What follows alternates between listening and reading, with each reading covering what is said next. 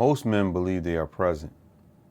They are home, they're available, they're not absent. And because of that, they assume they are leading. That assumption is wrong. Presence has been confused with leadership. Visibility has been mistaken for authority, and passivity has learned how to hide behind the word present. Most men are physically in their homes and structurally absent from them.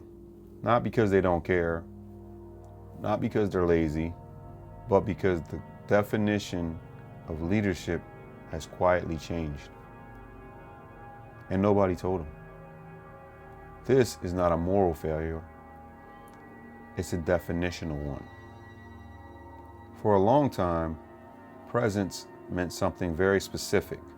If a man was home, engaged, not disengaged, not disappearing, he was considered a good father, a good husband, a good man.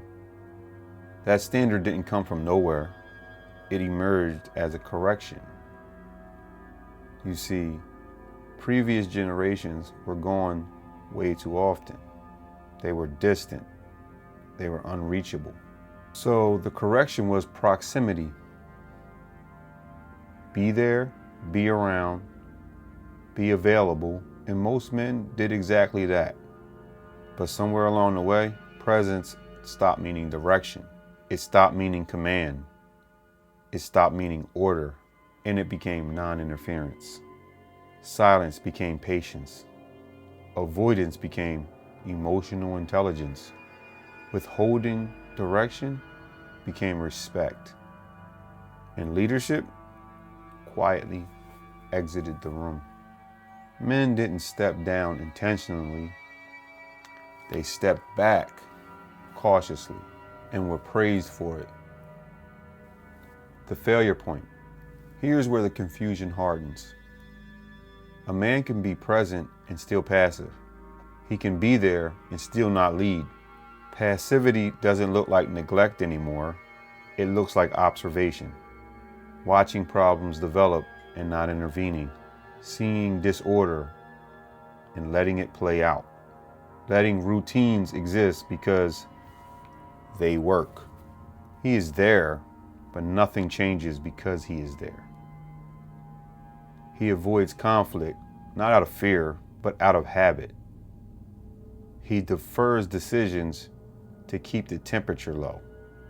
He mistakes calm for control. But leadership isn't the absence of tension. Leadership is the willingness to introduce it when order requires it. Presence is visibility. Authority is impact.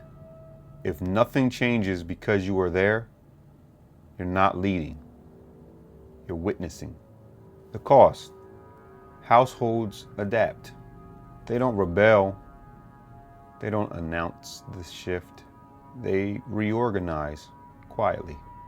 Children stop seeking guidance and start to navigate on their own.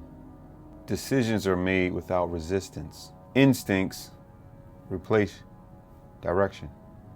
The man is still there, but he is no longer central. He becomes a consultant, an extra set of hands around the house.